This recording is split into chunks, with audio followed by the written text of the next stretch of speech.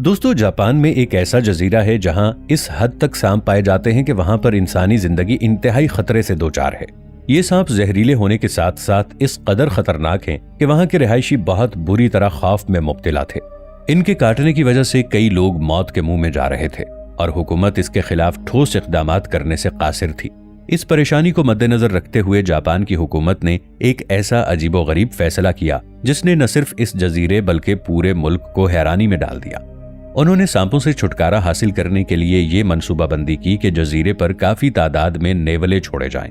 दोस्तों, आप जानते ही होंगे कि नेवले को सांप का सबसे बड़ा दुश्मन माना जाता है। ये जानवर काफी फुर्तीला होता है और जहर के खिलाफ भरपूर कुव्वत मुदाफियत रखता है। दोस्तों, जापान की हुकूमत ने ये फैसला तो कर लिया था जो देखने में काफी तसल्ली बख्श था, मगर वो इसके संगीन नताइज से बेखबर थे। ये एक ऐसा फैसला था जो अल्लाह ताला के बनाए हुए इकोसिस्टम के खिलाफ था और जापान को अल्लाह के बनाए हुए इस इकोसिस्टम में मुदाखलत करने पर कैसे संगीन नताइज का सामना करना पड़ा।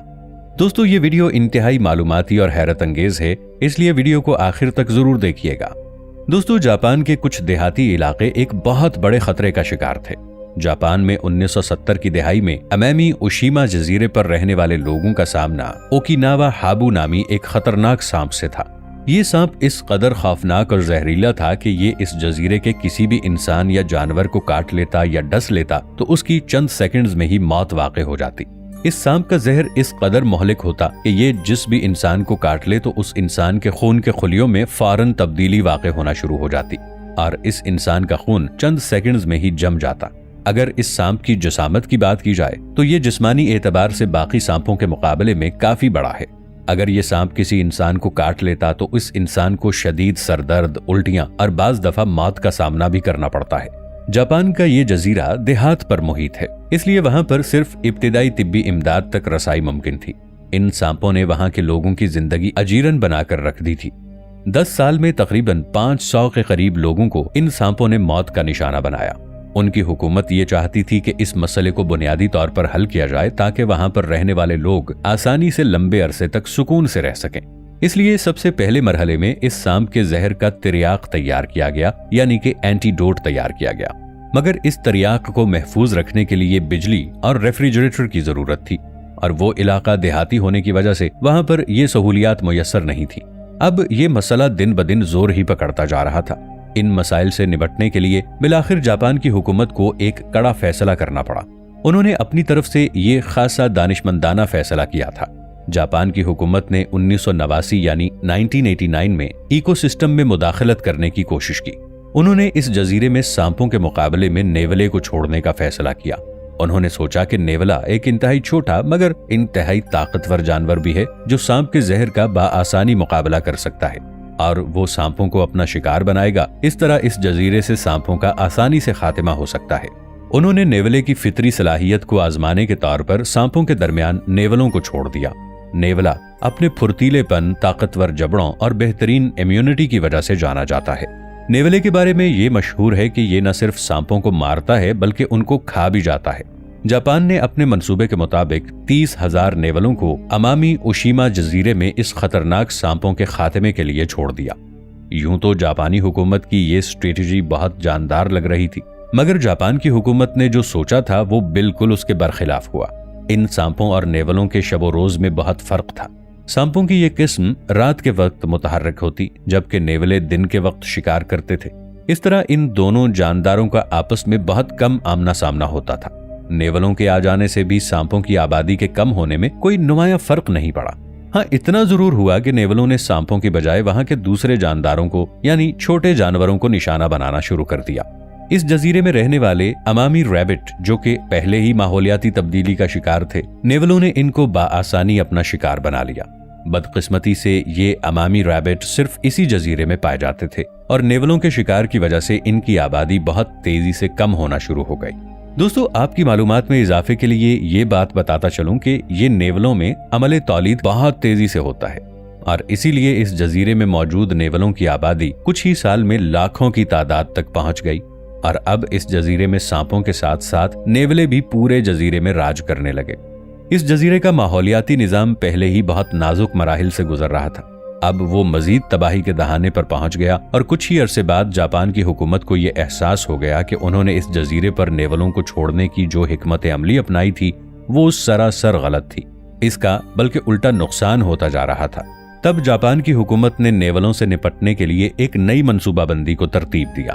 اس حکومت کے سامنے دو بڑے سوال منہ کھولے کھڑے تھے۔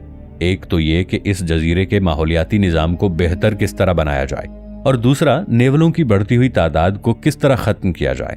اسی چیز کو مد نظر رکھتے ہوئے جاپان کی حکومت نے سن 2000 میں تربیت یافتہ کتوں اور ماہر شکاریوں کی ٹیم تشکیل دے کر نیولوں کو ختم کرنے کا ایک جامع منصوبہ بنایا۔ ان شکاری کتوں اور انسانوں کا یہ کام تھا کہ یہ جزیرے کے ہر علاقے اور کونے میں جا کر نیولوں کو پکڑیں، اور نیولوں کی بڑھتی ہوئی تعداد کو روکنے کے لیے تقریباً 20,000 کے قریب خصوصی جال بچھائے گئے۔ جاپانی حکومت کی یہ حکمت عملی کافی حد تک کامیاب رہی اور وہاں کی اتھارٹی نے تقریباً پچھلے 25 سال میں 32,000 کے آس پاس نیولے پکڑے اور ان کا جڑ سے خاتمہ کر دیا۔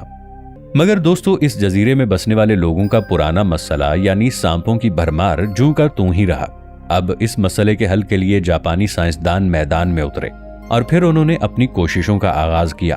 انہوں نے اس زہریلے سانپ کے زہر کے خلاف ایک جدید اور قابل حصول تریاق یعنی اینٹی ڈوٹ بنانے کے متعلق تحقیقات کا کام شروع کر دیا۔ جاپان کی مختلف یونیورسٹیوں اور تحقیقی اداروں نے زہر کے جینیاتی نقشے کو سمجھنے کے لیے یکجا ہو کر کام کرنا شروع کر دیا۔ اس مقصد کے لیے سائنسدانوں کی ایک ٹیم نے سب سے پہلے ان سانپوں کے زہر، خون اور بافتوں کے نمونے حاصل کر کے ان کے ڈی این اے کو اینالائز کیا۔ اس تحقیق کے ذریعے 60 عدد جینز کے بارے میں معلومات حاصل ہوئیں جو زہر کی تیاری میں شامل فہرست ہیں۔